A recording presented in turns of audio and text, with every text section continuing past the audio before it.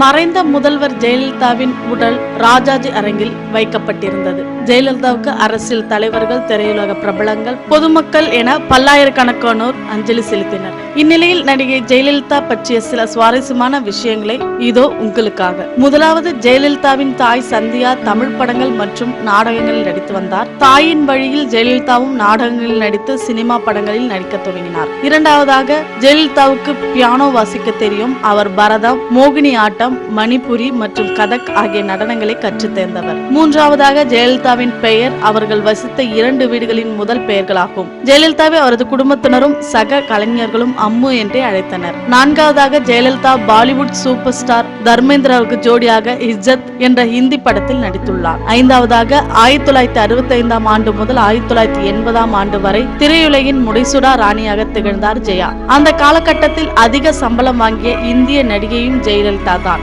ஆறாவதாக, ஜெயலலிதாவை சுற்றியே கதை நகர்வதாக இருந்தாலும் அந்த படங்கள் நடிக்க ஹீரோக்கள் எதிர்ப்பு தெரிவிக்கவில்லை. ஹீரோயினுக்கு முக்கியத்துவம் இருந்தாலும் அது ஜெயலலிதாவாக இருந்தால் ஹீரோக்கள் ஏற்றுக்கொண்டனர். ஏழாவதாக, எம்ஜிஆரும் ஜெயலலிதாவும் சேர்ந்து 28 படங்களில் நடித்துள்ளனர். அவர்கள் முதன்முதலாக ஜோடி சேர்ந்த படம் 1000ல் ஒருவன். கடைசியாக ஜோடி சேர்ந்தது பட்டிக்காட்டு பொன்னையா என்பது குறிப்பிடத்தக்கது.